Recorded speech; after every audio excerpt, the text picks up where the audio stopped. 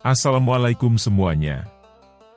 Semoga kita selalu diberi kesehatan, banyak rizki dan penuh keberkahan. Kisah Abu Nawas dan ambisi hidup abadi. Di sebuah negeri makmur yang terkenal dengan istana megah, taman-taman indah, dan dapur kerajaan yang tidak pernah kehabisan daging panggang, hiduplah seorang raja yang sesungguhnya sudah memiliki segalanya. Hartanya melimpah, rakyatnya patuh, para menterinya selalu mengangguk, dan setiap pagi ia bangun dengan kasur empuk yang lebih lembut dari awan. Namun, justru karena memiliki segalanya, sang raja mulai memikirkan satu hal yang belum ia miliki. Keabadian. Suatu pagi, saat bercermin dan menemukan satu helai rambut putih di janggutnya, raja terkejut bukan main. "Apa ini?" teriaknya. "Usia mulai menyerangku." Para pelayan langsung berlutut ketakutan. Seorang tabib kerajaan maju dengan hati-hati. "Tuanku, rambut putih adalah tanda kebijaksanaan." "Tidak," potong raja. "Itu tanda aku akan mati." Sejak hari itu, raja berubah drastis. Ia menolak makan makanan berminyak, minum ramuan aneh buatan tabib, bahkan tidur sambil memeluk buku berjudul 1000 Cara Hidup Lebih Lama.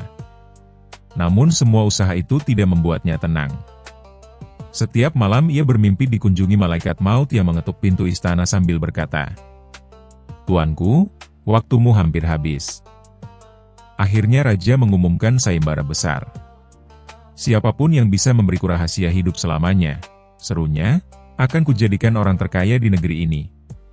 Sejak itu istana dipenuhi orang-orang aneh, dukun palsu, tabib gadungan, bahkan seorang pria yang mengaku bisa hidup 1000 tahun karena tidak pernah mandi. Semua gagal. Sampai seorang menteri berbisik, "Tuanku, bagaimana kalau memanggil Abu Nawas?" Raja terdiam. Nama itu seperti pisau bermata dua. Abu Nawas memang cerdik, tapi sering membuat raja terlihat bodoh di depan umum. Namun karena putus asa, raja mengangguk. "Panggil dia. Tapi awasi." Abu Nawas datang dengan langkah santai, sorban putihnya sedikit miring, janggut hitamnya disisir asal-asalan, dan senyum khas yang selalu membuat orang curiga. "Ampun tuanku," katanya sambil membungkuk. "Hamba mendengar tuanku ingin hidup selamanya." "Benar," kata raja bersemangat. "Apakah kau tahu caranya?" Abu Nawas mengelus janggutnya lama sekali, sampai raja hampir batuk karena menunggu. "Ada, tuanku," katanya akhirnya. Raja melonjak dari singgasananya. "Benarkah?" "Katakan." "Aku akan memberimu emas sebanyak yang kau mau." Abu Nawas mengangguk pelan. "Tapi caranya sangat sulit." "Tak masalah. Sangat menyiksa. Aku siap." Dan belum tentu berhasil. Raja mulai ragu. "Cepat katakan." Abu Nawas mendekat dan berbisik. "Tuanku harus melakukan satu hal terlebih dahulu." "Apa itu?" "Tuanku harus mengubur diri tuanku sendiri." Istana langsung gempar. "Apa? Mengubur diriku?" teriak raja. "Ya, tuanku," jawab Abu Nawas tenang. "Karena semua orang yang hidup selamanya, belum pernah mati." Raja terdiam. Para menteri saling pandang, tidak tahu harus marah atau kagum. "Abu Nawas," kata raja dengan suara mengancam, "apakah kau sedang mempermainkanku?" "Tidak, tuanku," jawab Abu Nawas polos. "Hamba hanya menjelaskan dengan jujur." Raja mendengus. "Baik. Kalau begitu, apa ada cara lain?" Abu Nawas tersenyum. "Ada, tuanku. Cara kedua lebih aman." "Cepat katakan." "Tuanku harus berhenti menjadi raja." "Apa?" "Karena raja selalu takut mati. Tapi orang biasa, sibuk hidup." Semua menteri terperanjat. Raja hampir jatuh dari singgasananya. Kau gila? Tidak, tuanku, jawab Abu Nawas santai. Hamba hanya memperhatikan. Orang miskin tidak takut mati, karena mereka belum sempat menikmati hidup. Orang kaya takut mati, karena terlalu sayang pada dunia. Raja terdiam lama. Apa maksudmu, Abu Nawas? Abu Nawas menatap raja dengan lembut, tidak seperti biasanya. Tuanku ingin hidup selamanya karena tuanku takut kehilangan segalanya. Padahal, justru karena hidup ini terbatas, setiap tawa, setiap makan, setiap pagi menjadi berharga. Ruang istana sunyi. Jadi, aku tidak bisa hidup selamanya? Abu Nawas tersenyum. Tidak, tuanku. Tapi tuanku bisa hidup dengan tenang. Raja tertawa pelan, lalu tertawa keras. Hahaha. Abu Nawas, kau benar-benar menyebalkan. Tapi cerdas? Tanya Abu Nawas. Dan cerdas, kata raja sambil menghela napas. Pergilah. Aku akan menikmati hidupku, sebelum rambut putihku bertambah. Abu Nawas membungkuk dan pergi sambil bersiul. Sejak hari itu, raja berhenti mencari keabadian. Ia kembali makan enak, tertawa lebih sering, dan tidur lebih nyenyak. Anehnya, justru sejak itu ia terlihat lebih sehat dan bahagia. Pesan moral. Keinginan hidup selamanya sering lahir dari ketakutan kehilangan dunia, bukan dari kebijaksanaan. Hidup menjadi berharga bukan karena lamanya, tetapi karena bagaimana kita menikmatinya, bersyukur, dan mengisinya dengan kebaikan. Orang yang menerima keterbatasan hidup justru akan hidup lebih tenang dan bermakna.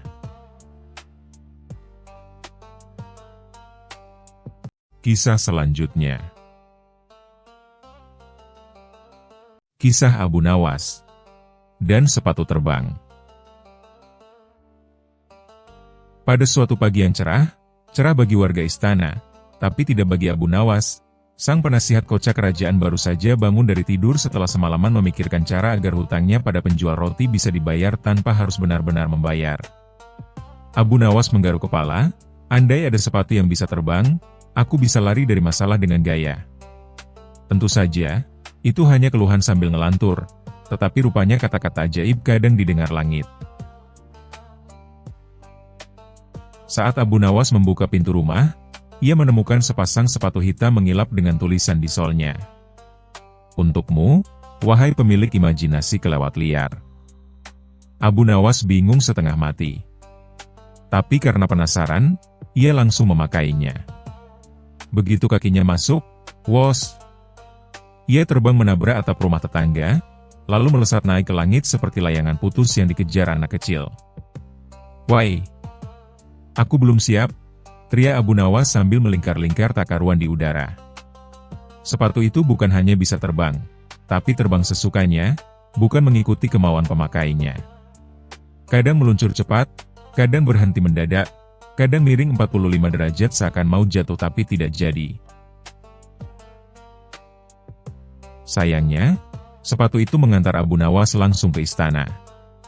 Ia mendarat dengan gaya superhero, yang berakhir dengan wajah menancap ke taman bunga sutra milik permaisuri. Raja, yang sedang sarapan bubur emas, kaget melihat Abu Nawas terjun bebas seperti meteor yang salah alamat. Abu Nawas. Apa itu? Tanya sang raja. Daulat, tuanku. Ini, sepatu dengan cita-cita tinggi, jawabnya sambil berusaha berdiri, namun sepatu itu malah membuatnya meloncat-loncat seperti katak dipijit. Melihat kelucuan itu, raja tertawa terbahak-bahak. Tapi sekaligus muncul ide licik. Kalau begitu, kata raja, gunakan sepatu itu untuk mencari tahu siapa yang mencuri mahkota perak kesayanganku. Kau bisa terbang dan melihat dari atas. Abu Nawas menelan ludah. Tapi tuanku, sepatu ini bukan dikendalikan saya. Tidak masalah, jawab raja mantap. Padahal jelas sekali masalah. Abu Nawas pun berangkat. Tapi bukannya terbang mencari pencuri, Sepatu itu malah membawanya mampir ke kandang unta, menabrak menara jam, bahkan masuk sebentar ke dapur istana dan mencicipi aroma sup ikan. Sampai akhirnya, sepatu terbang itu menuju sebuah gudang tua. Di dalamnya, Abu Nawas melihat tikus raksasa. Ya, tikus yang mungkin terlalu banyak makan persediaan keju kerajaan, sedang memakai mahkota perak raja sebagai helm perang. Abu Nawas terperangah. Ini, pencurinya? Tikus? Tikus itu tampak bangga. Ia berpose seperti raja kecil. Sepatu itu tiba-tiba berhenti persis di depan si tikus, membuat Abu Nawas terjatuh berlutut, seakan memberi hormat pada yang mulia tikus. Tikus itu kaget, panik, lalu menjatuhkan mahkota dan kabur terbirit-birit. Abu Nawas menyerahkan mahkota tersebut kepada raja. Raja bingung. Jadi yang mencuri mahkotaku adalah tikus? Benar, tuanku. Sepertinya tikus ini terinspirasi jadi bangsawan, jawab Abu Nawas. Raja tertawa. Bagus, Abu Nawas. Kau berhasil. Tapi tepat saat Abu ingin mengambil sepatu ajaib itu, sepatu tersebut tiba-tiba terbang lagi. Hop, terbang keluar jendela dan hilang di cakrawala. Hei, kembalikan sepatuku. Tapi kan itu bukan sepatumu, teriak para penjaga istana. Sayangnya, sepatu itu tidak peduli pendapat publik. Sejak hari itu, warga kerajaan kadang melihat sepasang sepatu terbang tanpa pemilik melayang-layang di langit. Dan kadang, hanya kadang, terdengar suara Abu Nawas di kejauhan. Aku masih tergantung di pohon kurma. Pesan moral. Jangan menginginkan sesuatu tanpa mempertimbangkan akibatnya. Bisa jadi keinginanmu terkabul, tapi caranya sangat merepotkan. Gunakan imajinasi untuk hal yang baik, namun jangan sampai dikendalikan oleh sepatu buatanmu sendiri, alias keinginan yang tidak terkontrol.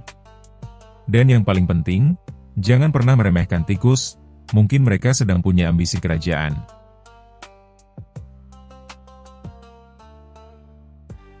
Kisah selanjutnya. Kisah Abu Nawas dan Kerajaan Bawah Tanah.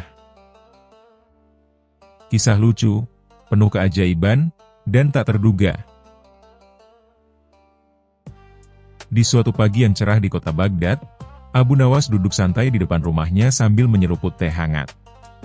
Ia tampak tenang, tetapi pikirannya sibuk. Sudah seminggu ini ia tidak punya pekerjaan, dan perutnya mulai sering berbunyi tanpa izin. Ah, kalau begini terus, aku bisa jadi kurus bukan karena ibadah, tapi karena kelaparan, gumamnya sambil mengelus perut. Tiba-tiba, seorang utusan kerajaan datang dengan tergesa-gesa. Abu Nawas, Raja memanggilmu segera ke istana, katanya. Abu Nawas tersenyum lebar. Aha, mungkin Raja ingin memberiku hadiah karena lama tak membuat lelucon padanya, ujarnya sambil menepuk dada bangga. Tapi begitu tiba di istana, wajah Raja terlihat sangat muram. Abu Nawas, kata Raja dengan nada serius, semalam halaman istanaku tiba-tiba berlubang besar. Lubang itu sangat dalam, dan setiap kali prajurit menurunkan obor, api itu padam begitu saja. Aku khawatir itu bukan lubang biasa. Abu Nawas mengelus janggutnya yang rapi. Kalau lubang itu padamkan api, bisa jadi di bawahnya ada dunia yang tidak suka cahaya. Mungkin dunia bawah tanah? Raja membelalak. Kau pikir ada dunia bawah tanah di bawah istanaku? Abu Nawas tersenyum santai. Kalau ada dunia atas, kenapa tidak ada dunia bawah, Baginda? Raja menghela napas panjang. Baiklah, kalau begitu aku tugaskan kau menyelidikinya.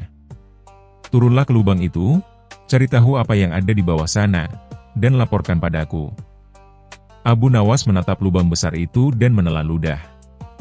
Tapi tentu saja, menolak perintah raja bukan pilihan. Dengan seutas tali panjang dan lentera kecil, Abu Nawas mulai menuruni lubang yang gelap itu. Angin dingin berhembus, membuatnya menggigil. Kalau ini bukan jalan ke neraka, mungkin ini jalan ke dapur iblis, gumamnya. Setelah beberapa menit, kakinya akhirnya menyentuh tanah. Ia melihat pemandangan yang membuatnya ternganga. Di bawah tanah itu ada kota kecil bercahaya redup, dengan jamur-jamur besar yang bersinar seperti lentera dan sungai air bening yang memantulkan warna pelangi. Wah, ini bukan dunia bawah tanah, ini dunia bawah ajaib, serunya kagum. Tiba-tiba, muncul sekelompok makhluk kecil dengan kuping panjang dan hidung bulat. Mereka mengenakan pakaian dari daun dan lumut. "Siapa kau, manusia dari atas langit?" tanya salah satu makhluk itu dengan suara melengking. "Aku Abu Nawas, utusan dari dunia atas. Aku datang bukan untuk mengganggu, hanya ingin tahu siapa yang tinggal di sini," jawab Abu Nawas dengan sopan. Makhluk itu memperkenalkan diri sebagai Ratu Lumina, penguasa dunia bawah tanah. Ia bertubuh mungil, mengenakan mahkota dari kristal jamur. Ratu Lumina berkata, "Kami sudah lama tahu dunia atas. Tapi akhir-akhir ini, lubang yang menghubungkan dunia kita terbuka sendiri. Itu membuat cahaya matahari masuk ke sini dan membakar tanaman jamur kami." Abu Nawas berpikir keras. "Jadi kalian ingin aku menutup lubang itu?" "Tidak," jawab sang ratu, "kami justru ingin kau membuat dunia atas berhenti membuat suara gaduh. Suara langkah kuda dan pesta kerajaan membuat anak-anak kami sulit tidur." Abu Nawas terdiam, lalu tertawa kecil. "Jadi kalian ingin aku menyuruh raja berhenti berpesta? Hahaha, kalau aku lakukan itu, aku bisa langsung dipecat, atau dipanggang hidup-hidup." Namun sang ratu tidak mau tahu.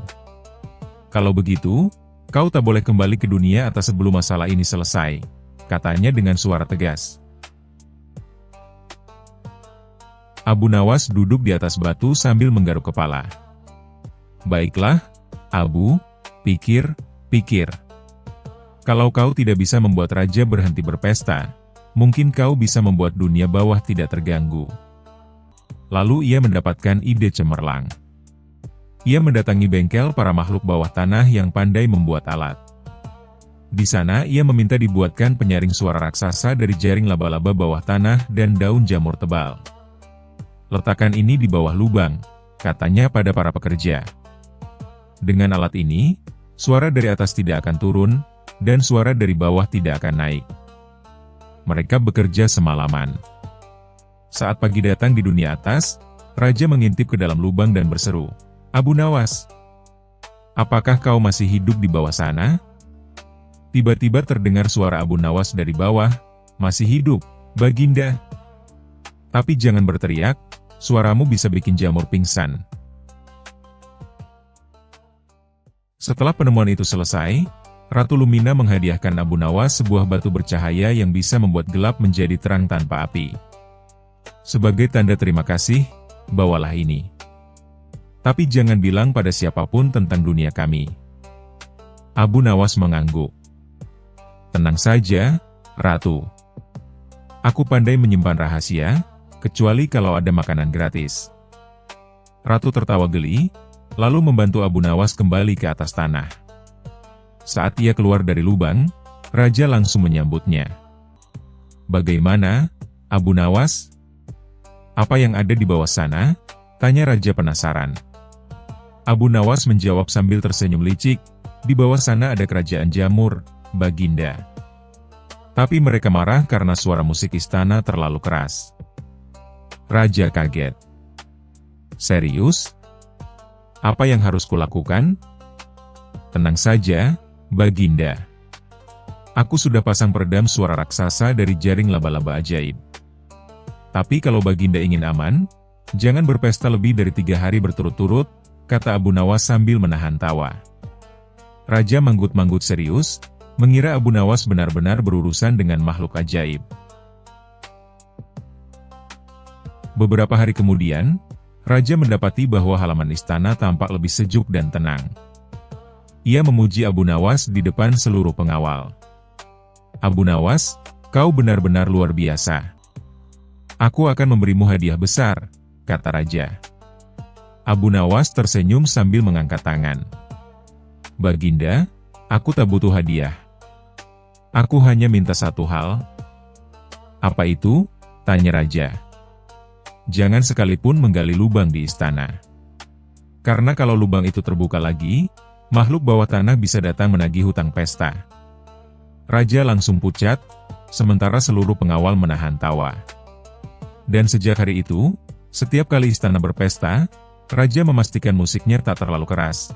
Bukan karena takut mengganggu tetangga, tapi karena takut membangunkan kerajaan bawah tanah Abu Nawas. Kisah selanjutnya. Kisah Abu Nawas dan wasiat terakhir. Di negeri Baghdad yang megah, Raja Harun al-Rasyid terkenal sebagai penguasa yang bijaksana, tapi juga punya selera humor yang kadang kelewat aneh. Suatu hari, Raja tiba-tiba jatuh sakit. Seluruh istana panik. Tabib dipanggil dari berbagai negeri. Ramuan terbaik dicoba, tapi sakit sang raja tak kunjung sembuh. Kabar ini membuat seisi negeri cemas. Rakyat menangis, para menteri kebingungan, bahkan para koki istana berhenti mencicipi masakan karena tak berselera makan. Satu-satunya orang yang tidak terlihat panik justru Abu Nawas. Ia malah duduk santai di bawah pohon kurma sambil mengelus janggutnya.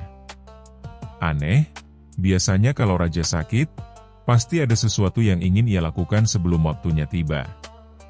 Kalau benar, pasti aku yang akan dipanggil, gumam Abu Nawas sambil terkekeh. Dan benar saja, tak lama kemudian seorang utusan kerajaan datang terburu-buru. Abu Nawas, raja memanggilmu segera. Katanya ada permintaan terakhir yang hanya bisa kau penuhi. Abu Nawas menghela napas panjang. Permintaan terakhir? Wah, ini pasti bukan permintaan biasa. Baiklah, ayo kita lihat. Di kamar istana, Raja Harun al-Rasyid berbaring lemah. Meski wajahnya pucat, sorot matanya masih menyimpan rasa jahil. Begitu melihat Abu Nawas, Raja tersenyum. Abu Nawas, sahabatku, aku rasa waktuku tak lama lagi. Tapi sebelum aku pergi, aku ingin membuat sebuah permintaan terakhir. Permintaan terakhir, tuanku? Tanya Abu Nawas sambil menahan cengiran. Apakah tuanku ingin istana baru di atas awan? Atau ingin sungai susu mengalir di taman belakang? Raja menggeleng. Tidak. Permintaanku sederhana, tapi sangat penting. Aku ingin dimakamkan di atas langit. Apa? Abu Nawas hampir jatuh saking kagetnya. Para menteri pun saling pandang, ada yang menutup mulut menahan tawa, ada yang justru pucat pasi. Betul, kata Raja mantap. Aku tidak mau dikuburkan di tanah seperti orang biasa. Aku ingin makamku di langit, supaya aku bisa melihat rakyatku dari atas. Para menteri langsung gelagapan. Ampun, tuanku. Itu mustahil. Bagaimana cara membuat makam di langit? Mana ada tangga setinggi itu? Raja hanya tersenyum. Aku tidak peduli bagaimana caranya. Yang jelas, aku ingin permintaan ini dipenuhi. Dan hanya Abu Nawas yang mampu melakukannya. Semua mata pun tertuju pada Abu Nawas. Ia hanya mengelus janggut sambil tersenyum tipis. Wah, permintaan terakhir yang benar-benar terakhir. Kalau gagal, bisa-bisa aku yang ikut dikuburkan. Tapi baiklah, tuanku. Beri aku waktu 3 hari. 3 hari penuh Abu Nawas merenung. Ia mondar-mandir, menatap langit siang, bahkan berbicara dengan burung merpati. Penduduk kampung mengira ia sudah gila. Hingga akhirnya, ia punya ide. Abu Nawas datang ke istana dengan penuh percaya diri sambil membawa barang-barang aneh. Seutas tali panjang, balon besar yang ia tiup sendiri, serta papan kayu dengan tulisan besar, "Makam di langit, dilarang menyentuh." Raja yang sedang terbaring lemah tertawa terbahak-bahak melihat persiapan Abu Nawas. "Bagaimana ini, Abu Nawas? Apakah kau benar-benar bisa membuat makamku di langit?" "Tenang, tuanku. Saya sudah menyiapkan makam yang tepat. Tapi, ada syaratnya." Abu Nawas dengan wajah serius berkata, "Syaratnya adalah, semua menteri harus ikut menggali liang kubur, tapi bukan di tanah, melainkan di udara." Para menteri langsung pucat. "Menggali udara? Mana mungkin?" Abu Nawas menjawab tenang, "Kalau tuanku ingin dimakamkan di langit, tentu liang kuburnya harus digali di sana, bukan?" Raja sampai terbatuk-batuk menahan tawa. Tapi Abu Nawas belum selesai. "Lalu, peti mati tuanku harus dibuat dari awan. Jadi, para menteri harus mengumpulkan awan di karung. Kalau karungnya kosong, itu artinya awannya kabur, dan harus diulang." Menteri semakin bingung, ada yang sampai jatuh terduduk. Rakyat yang mendengar syarat itu langsung tertawa berguling-guling. Hari ketiga, Abu Nawas mengajak seluruh orang ke halaman istana. Ia menunjuk papan kayu yang sudah diikat dengan balon besar dan tali panjang. Papan itu melayang tinggi ke udara. "Lihatlah, tuanku," kata Abu Nawas.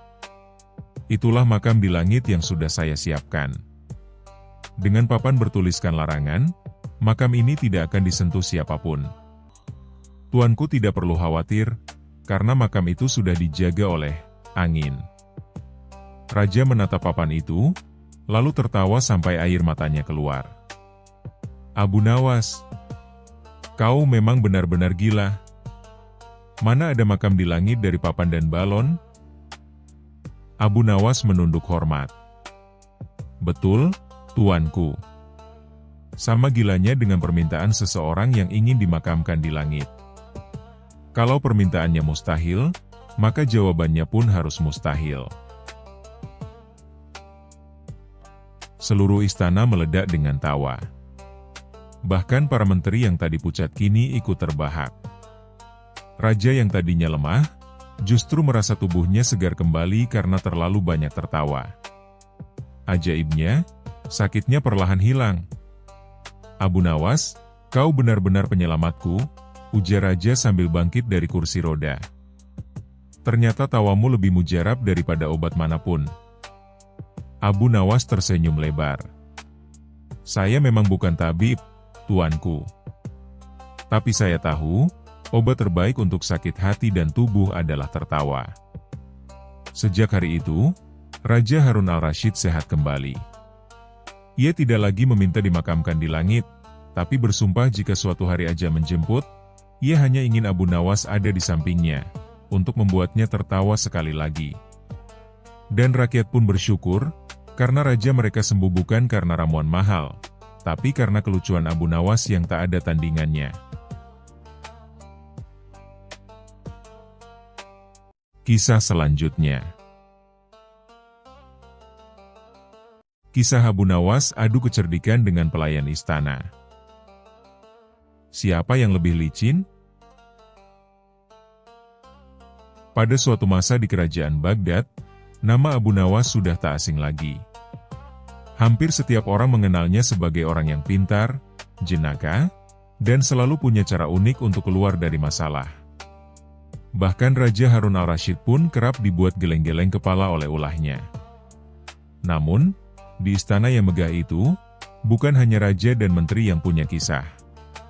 Ada juga para pelayan istana, yang sehari-hari mengurusi segala urusan dapur, kamar, dan tamu agung. Biasanya mereka bekerja tanpa banyak bicara, tetapi ada satu pelayan yang terkenal berbeda, Hasan si cerdik. Hasan punya otak encer, cepat tanggap, dan terkenal pandai mencari alasan. Kadang, kelicikannya berhasil membuat menteri-menteri bingung. Karena itu, para pelayan lain sering berkata, Kalau ada yang bisa menandingi kepintaran Abu Nawas, mungkin cuma Hasan. Tentu saja, ucapan itu sampai ke telinga Raja Harun al-Rasyid. Sang raja yang memang gemar melihat adu kecerdikan segera memanggil Abu Nawas dan Hasan. Di ruang singgasana, raja duduk dengan wajah penuh rasa ingin tahu. Abu Nawas, engkau terkenal dengan akalmu yang tak ada tanding. Tapi kali ini, aku ingin tahu, apakah engkau masih bisa mengalahkan kepintaran pelayan istanaku yang bernama Hasan ini? Abu Nawas tersenyum. Hamba selalu siap, Baginda. Tapi mohon maaf, apakah hamba akan beradu pedang atau beradu otak? Beradu otak? Tentu saja. Kalau beradu pedang, mungkin kalian berdua malah kabur duluan, jawab raja sambil tertawa. Hasan pun menyembah sambil berkata dengan percaya diri. Hamba siap, Baginda. Hamba tidak akan membuat malu para pelayan istana. Raja pun berkata, baiklah. Aku akan memberi kalian sebuah tugas. Siapa yang bisa menyelesaikannya dengan cara paling cerdik, dialah yang menang. Raja lalu mengambil sebuah kendi besar berisi air. Ambil air dari kendi ini, lalu bawa ke kebun belakang. Tapi ingat, kalian tidak boleh menggunakan kendi, ember, atau wadah apapun. Air harus sampai di kebun, tanpa tumpah, tanpa hilang setetes pun. Para menteri langsung berbisik-bisik. Tugas itu jelas mustahil. Membawa air tanpa wadah? Bagaimana caranya? Hasan berpikir sejenak, lalu dengan penuh percaya diri ia berkata, Baginda, hamba akan melakukannya dulu. Abu Nawas boleh melihat dan meniru, kalau dia bisa.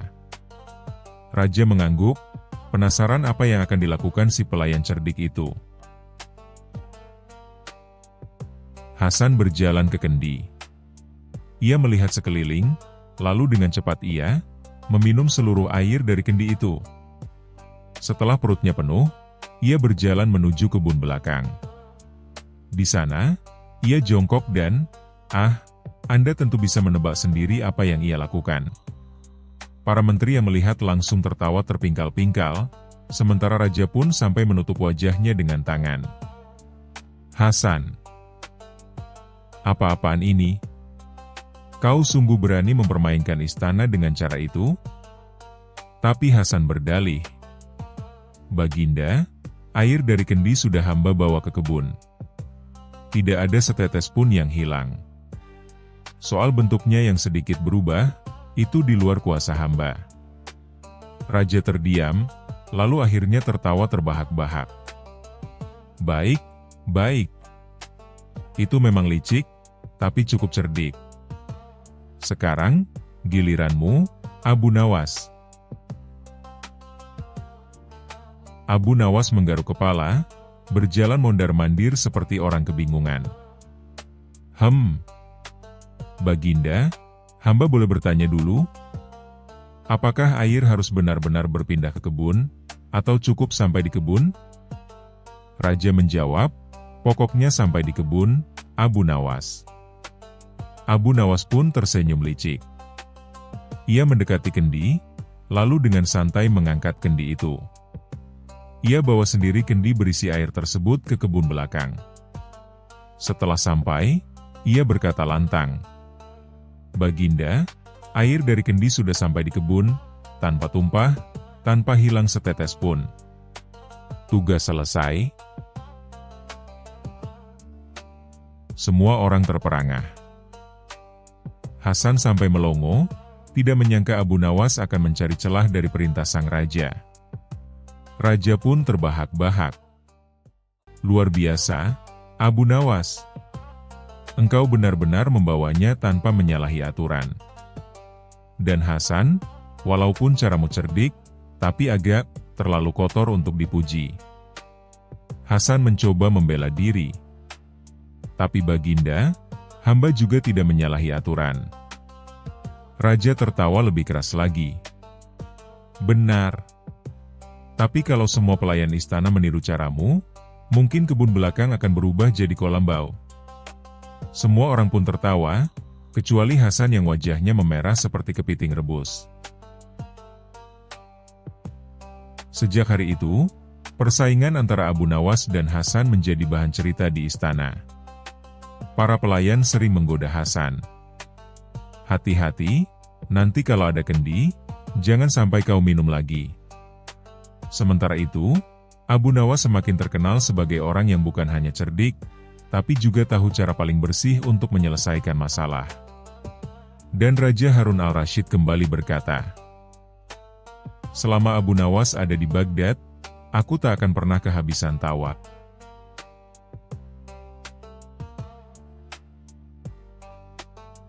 Kisah selanjutnya. Kisah Abu Nawas dan rahasia tidur. Pada suatu malam yang tenang, di dalam istana yang megah, Raja Harun al-Rasyid berjalan mondar-mandir di kamarnya sambil menguap lebar, tapi matanya tetap terbuka. Ia sudah mencoba segalanya, minum susu hangat, mendengarkan musik lembut, sampai menghitung unta melompati pagar. Tapi hasilnya, nihil.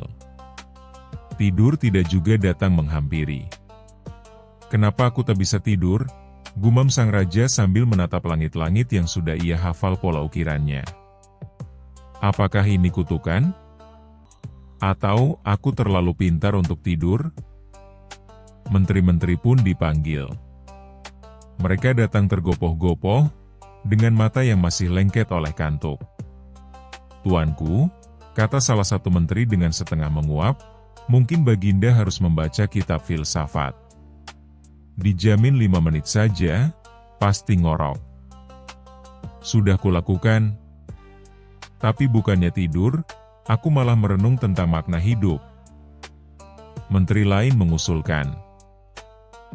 "Atau mungkin Baginda harus dibacakan dongeng oleh nenek-nenek tua dari desa?" "Sudah," bentak raja. "Ternyata dongengnya terlalu menyeramkan. Aku malah ketakutan dan makin terjaga." Akhirnya, seorang menteri dengan wajah penuh harapan berkata, "Tuanku, hanya satu orang yang mungkin bisa membantu. Ia ahli dalam segala hal, bahkan dalam membuat orang tidur pulas tanpa perlu bantal empuk, Abu Nawas." Raja langsung berseru, "Panggil dia. Malam ini juga." Abu Nawas tiba di istana dengan wajah santai dan sorban sedikit miring, seolah ia baru saja bangun dari tidur siangnya yang nikmat. Raja menjelaskan keluhannya panjang lebar sambil terus menguap, "Aku capek tapi tak bisa tidur.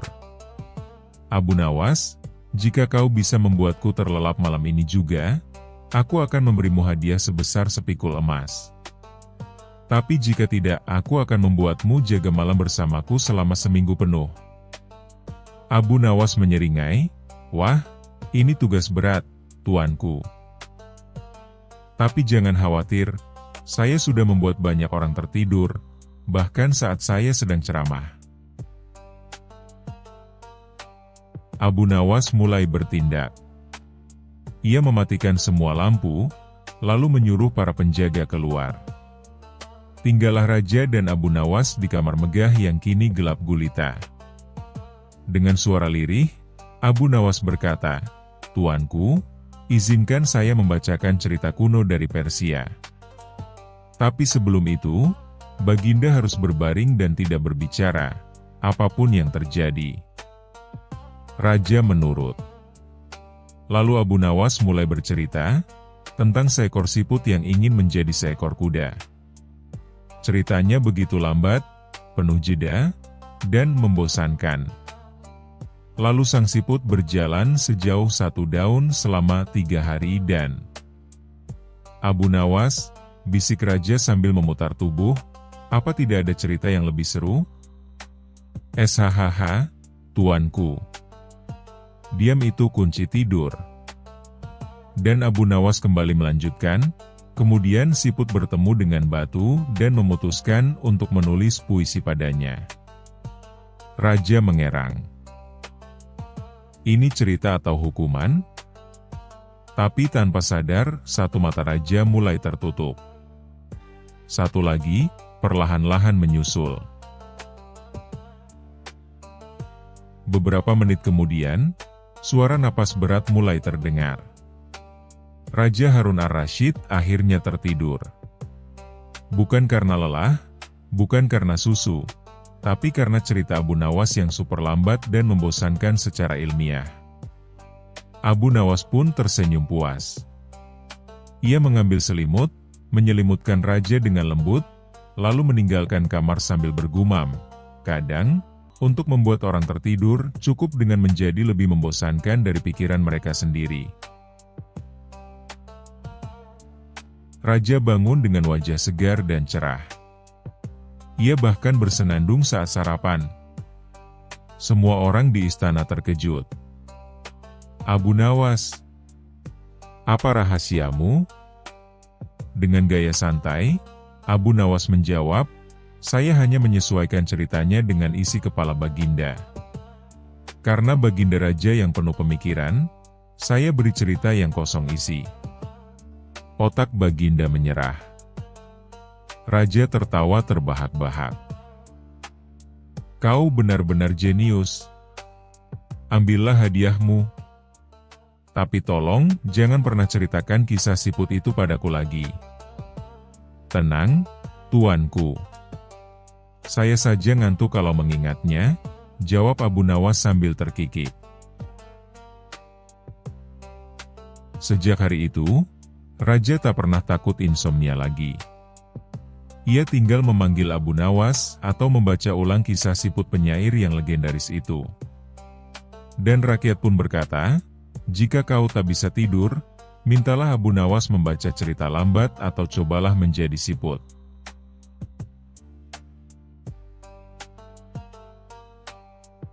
Kisah selanjutnya. Kisah Abu Nawas dan Kota Terlarang. Pada suatu hari, Raja Harun ar-Rasyid mendengar desas-desus dari para pedagang yang baru kembali dari perjalanan jauh. Mereka bercerita tentang sebuah kota misterius yang berada di tengah padang pasir, dikenal dengan nama Kota Terlarang Al-Maknuna. Konon, siapapun yang masuk ke sana tak ingin kembali. Bukan karena disekap, tapi karena terlalu nyaman, terlalu aneh, dan terlalu absurd. Raja pun penasaran. Bagaimana mungkin sebuah kota bisa membuat orang tak mau pulang? Apakah di sana seluruh penduduknya jin? Atau semua makanannya gratis? Karena rasa penasaran makin tak tertahankan, Raja memanggil Abu Nawas. Abu Nawas, seru Raja dengan semangat penasaran yang membara. Aku tugaskan kau untuk pergi ke kota terlarang itu dan melaporkan apa yang sebenarnya terjadi di sana. Abu Nawas mengusap dagunya yang berjanggut rapi. Saya akan pergi, tuanku. Tapi boleh saya ajukan satu syarat? Apa itu? Kalau saya tak kembali dalam 7 hari, anggap saja saya terlalu betah. Raja mendengus, tidak ada batas waktu. Pokoknya kau harus kembali, meski harus diseret. Abu Nawas berangkat dengan seekor unta bernama Si Gendut, karena perutnya selalu bunyi meskipun baru saja makan. 3 hari perjalanan, ia melewati badai pasir, ditipu pedagang karpet yang ternyata jualan selimut, dan hampir masuk ke tenda pesta pernikahan yang salah undangan. Akhirnya, di malam keempat, dari balik bukit, tampaklah sebuah kota yang aneh. Semua bangunannya miring, pintunya kecil tapi jendelanya besar, dan ada menara jam yang berputar mundur. Ini pasti kota terlarang Al-Maknuna, gumam Abu Nawas. Begitu masuk, Abu Nawas langsung disambut warga yang semuanya berjalan mundur. Selamat datang, pengembara, seru seorang wanita sambil berputar seperti gasing. Terima kasih, boleh tanya, kenapa semua orang di sini jalan mundur? Karena kalau jalan ke depan, nanti cepat tua. Di pasar, Abu Nawas melihat penjual buah yang membagikan pisang secara gratis, tapi yang ambil malah harus membayar untuk tidak makan. Lalu ada tukang cukur yang hanya mencukur orang botak. Abu Nawas memicingkan mata. Kota ini jelas tidak normal, tapi lucunya, aku merasa nyaman. Di penginapan, tempat tidurnya bisa berbicara. Selamat malam, Abu Nawas, katanya dengan suara empuk.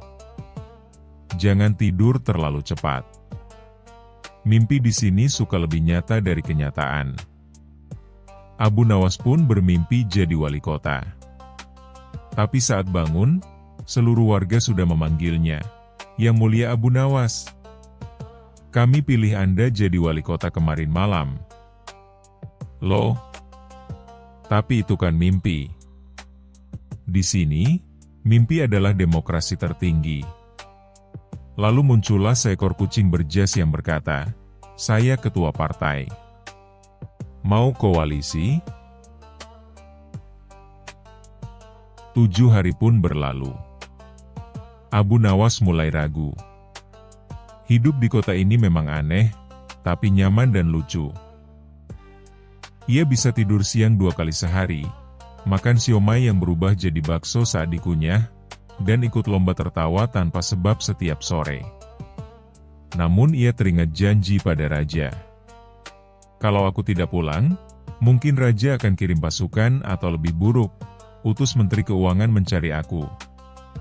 Dengan berat hati, ia pamit pada warga yang memberinya bekal, sandal berbicara, batu yang bisa dipijat, dan seekor ayam yang bertugas membangunkannya setiap jam 2 pagi, tanpa alasan.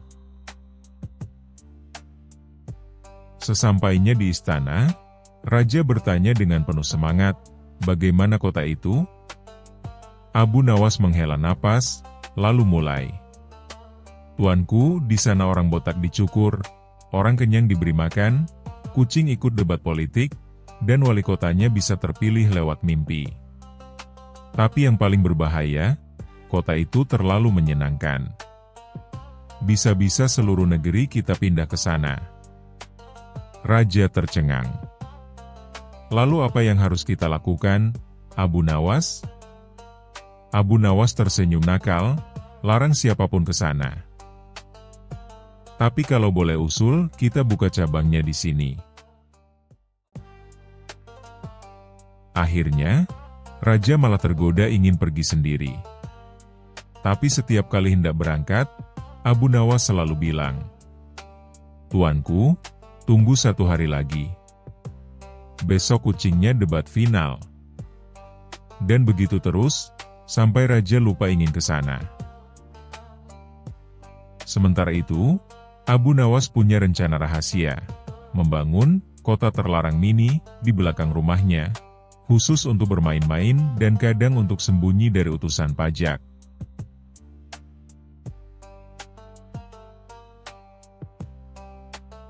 Kisah selanjutnya. Kisah Abu Nawas dan kunci keberuntungan. Pada suatu malam Jumat, Abu Nawas tertidur pulas setelah seharian berkeliling kota sambil bersyair di pasar demi mendapatkan beberapa keping dirham. Perutnya kenyang oleh setengah roti kering yang ia dapat dari seorang penjual kue yang kasihan padanya. Malam itu langit cerah, angin bertiup lembut, dan suara jangkrik bersahut-sahutan. Tiba-tiba dalam tidurnya, ia bermimpi. Seorang kakek berjubah putih, berjanggut panjang yang berkilau, muncul dari cahaya bulan dan berkata dengan suara dalam, "Wahai Abu Nawas, kunci keberuntunganmu tertanam di bawah batu besar di belakang masjid tua. Ambillah sebelum ayam jantan berkokok 3 kali." Abu Nawas terbangun mendadak. Napasnya memburu, keningnya basah oleh keringat. Ia menatap langit-langit rumahnya yang bolong dan berkata, "Kalau ini mimpi biasa, kenapa dada rasanya berdebar seperti lihat utang menumpuk? Aku harus cari batu itu." Dengan semangat 45, dan sandal yang tinggal sebelah, Abu Nawas berlari menuju belakang masjid tua. Sesampainya di sana, ia disambut seekor kambing tua yang sedang menggosok pantatnya ke batu besar. "Maaf, kambing. Ini batu saya duluan," ucap Abu Nawas, lalu mulai menggali seperti cacing sedang marah. Setelah menggali cukup dalam dan kakinya dipenuhi tanah, Abu Nawas menemukan sebuah kotak kayu tua berdebu. Jantungnya berdebar. Dalam hati ia berharap kotak itu berisi emas batangan, permata yang bersinar, surat warisan dari sultan yang keliru alamat. Tapi begitu dibuka, isinya hanya sebuah kunci besi tua dan sepucuk kertas lusuh bertuliskan, "Kunci ini akan membuka jalan rezekimu, jika kau dapat membuat raja tertawa hingga berlinang air mata." Abu Nawas melongo. Membuat raja tertawa sampai keluar air mata?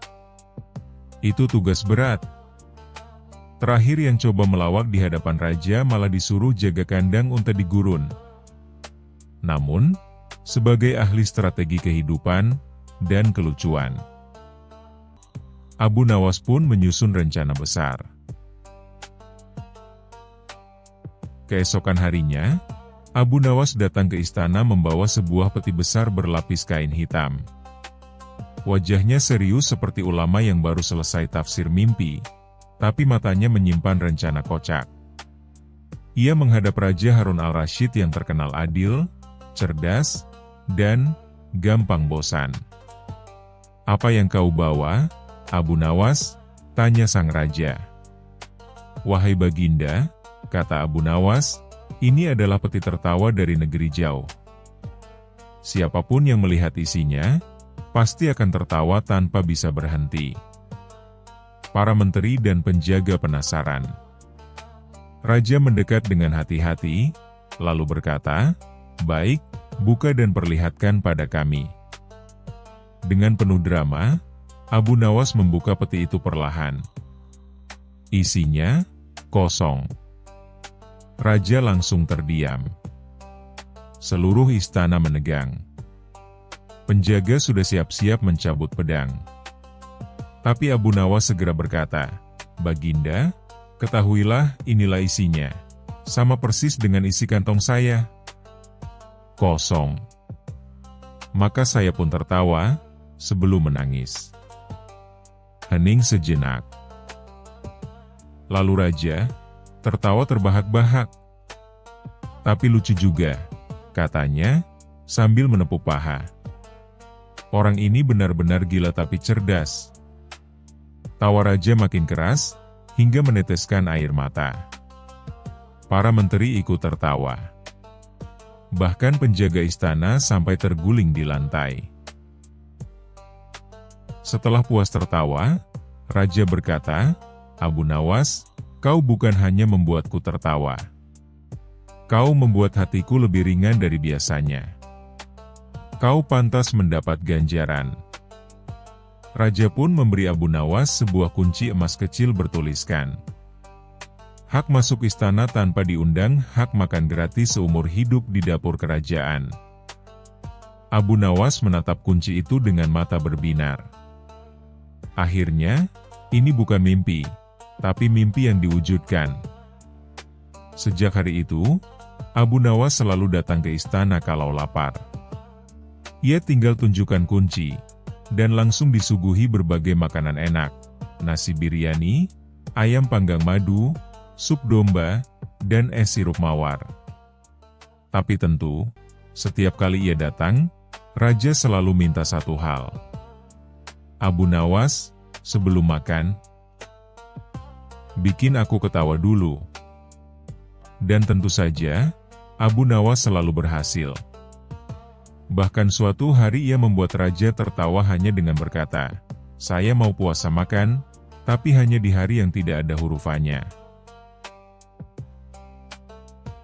Beberapa tahun kemudian, seorang pemuda bertanya pada Abu Nawas, "Wahai Abu Nawas, apakah benar kunci itu membawa keberuntunganmu?"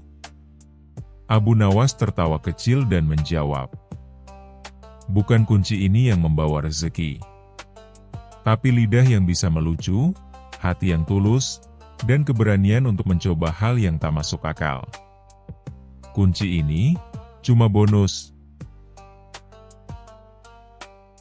Sejak itu, nama Abu Nawas kembali menjadi legenda. Tidak hanya sebagai penipu ulung dan cendekia nyeleneh, tapi juga sebagai pembuka rezeki lewat tawa.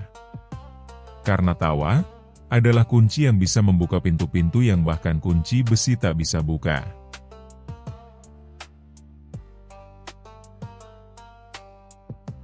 Terima kasih sudah menonton. Jangan lupa like dan subscribe. Semoga keberkahan selalu dianugerahkan kepada kita semua. Wassalamualaikum.